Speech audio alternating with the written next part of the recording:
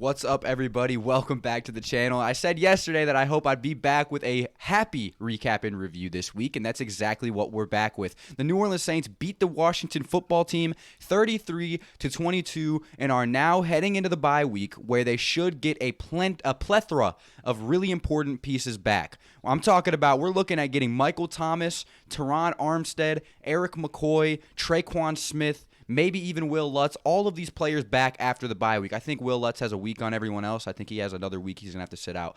But it's still looking like a lot of this team's missing pieces are going to come back after this bye week. So it's really, really, really important that we made it to the bye week with a positive record. That way, when we get all of our pieces back, we could really find our identity and become the team we're supposed to be. So, impressive win by the New Orleans Saints today. It wasn't as bad as the win we had against the Patriots or whatever.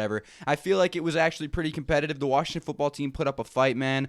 This is a game that we somehow won, even though we lost the time of possession battle by 13 minutes. We only had the ball for 23 minutes. They had the ball for 36 minutes.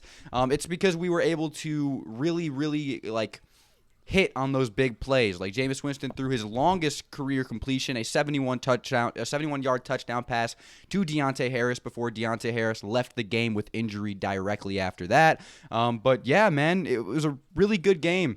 There's more to be desired. Obviously, this team isn't complete. We don't have all of those pieces that I just mentioned. Half of our offensive line is injured.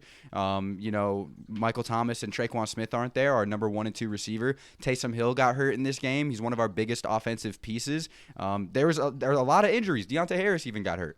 I'm telling you, there are so many things we were missing in this game, but we still won 33-22, and that leads me to believe that this New Orleans Saints team is a lot better than what we're seeing, and what we're seeing isn't half bad. I don't think as of right now we're serious playoff contenders. I just don't think we can withhold a playoff game playing how we are. It's very yo-yo, very roller coaster, up and down, hard to find momentum and keep it. We're not really the best in really anything. I mean, our defense is very solid, but our offense is a little bit lackluster. There's a lot of work to be done. There are a lot of things left to be desired, but I feel like getting Michael Thomas, the best chain mover in the league, and all of our offensive pieces back will be a huge, huge help. But the offense actually looked pretty good today. Jameis Winston did his damn thing. He went 15 for 30, which I was just complaining last week. What do we have to do to get Jameis to have 30 passing attempts? He did today. Obviously, he didn't complete half of them, but when you think that think about how he's playing with JV-level wide receivers, it's ridiculous. He has Marquez Callaway as his number 1, which Marquez Callaway is good. Don't get me wrong. He had a good game,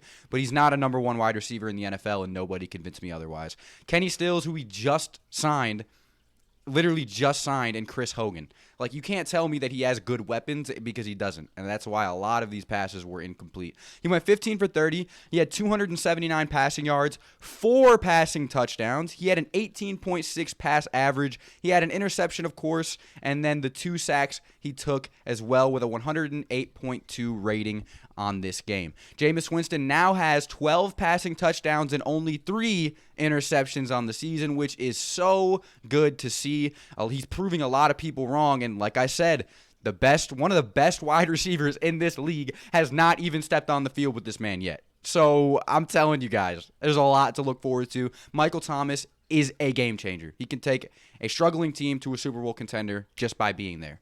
Seriously, I don't say that lightly. Having Michael Thomas, Traquan Smith, Deontay Harris, all of these players on the field at the same time, that's looking like something pretty deadly in the receiving department. Alvin Kamara also had a great game for himself. He had 16 attempts for 71 yards and a rushing touchdown, while also racking up 5 receptions for 51 yards and a touchdown as well. So he had 2 touchdowns and 123 all-purpose yards. So absolutely stellar game by Alvin Kamara again, as he so always and regularly does have a great game. Jameis Winston had 6 attempts for 26 yards on the ground as well.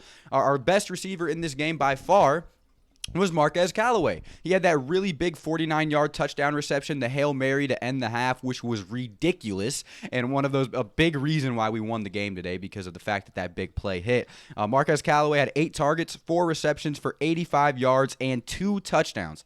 Bro had 2 touchdowns on the day. Deontay Harris had that one big touchdown. That was his only reception. It was a 72-yarder. That was his one touchdown. And then Adam Troutman actually got involved for the first time ever today with 2 receptions for 43 yards as well. So really proud of how this team played. The offense played great, but the defense played even better. Marshawn Lattimore had one of the best games of his career, completely putting Terry McLaurin on ice, shutting him out of the game almost completely. He had 7 passes defended. I was extremely shocked at how he played, not because I don't expect Marshawn Lattimore to play good. I expect him to always play good.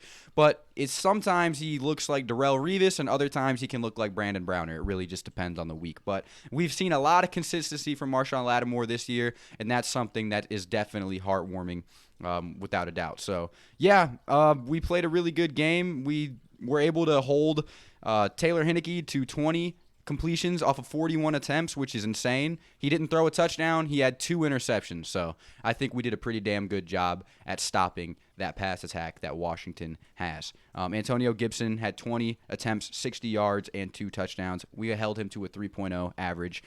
Cody Parkey sucks ass still. That hasn't changed. That is nothing new. Missing extra points left and right.